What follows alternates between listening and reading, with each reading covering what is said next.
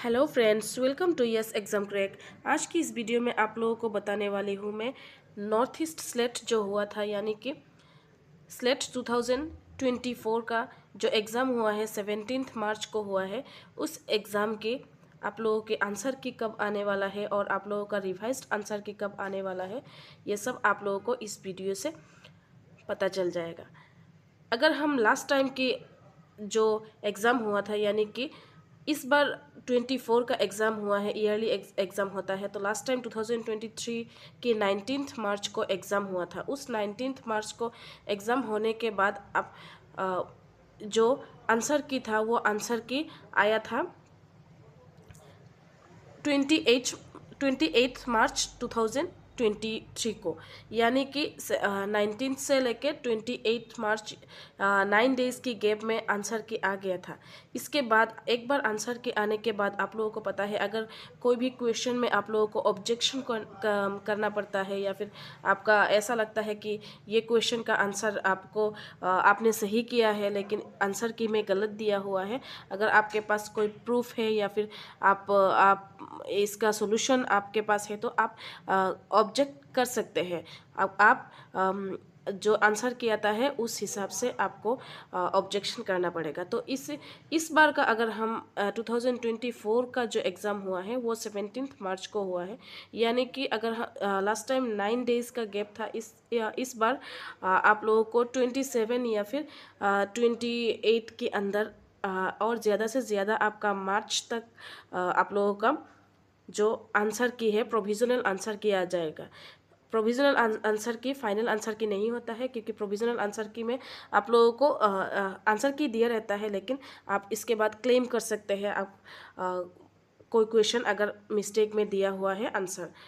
इसके बाद अगर हम लास्ट टाइम की बात करते हैं, तो लास्ट टाइम जो फाइनल आंसर की आया था वो 26 मई को आया था। तो फाइनल आंसर के आने में थोड़ा टाइम लगता है फाइनल आंसर के, लेकिन जो प्रोविज़नल आंसर की है उसमें से लगभग 90% 95% करेक्ट ही रहता है। कभी कभी एक दो क्वेश्चन मिनिमम जो होता है, एक दो क्वेश्चन में प्रॉब्लम होता है, तो वो आप क्लेम कर सकते हैं।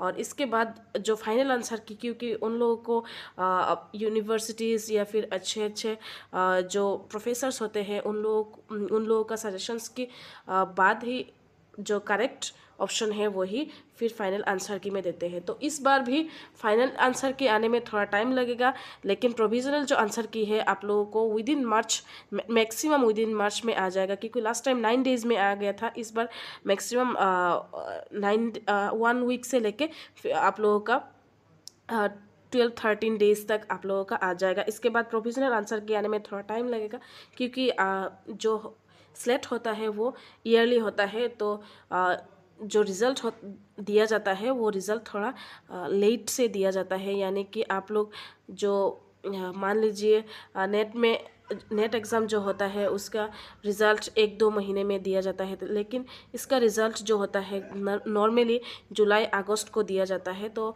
उसी हिसाब से फाइनल आंसर की आने में आप लोगों को थोड़ा टाइम लगेगा, लेकिन आप लोगों को जो प्रोविज़नल आंसर की है वो बहुत जल्द आ जाएगा। उसी हिसाब से आप अंदाज़ा लगा सकते हैं प्रोविज़नल आंसर की में कि आपको कितने % मार्क मिला है या फिर कितने क्वेश्चंस आपका करेक्ट हुआ है।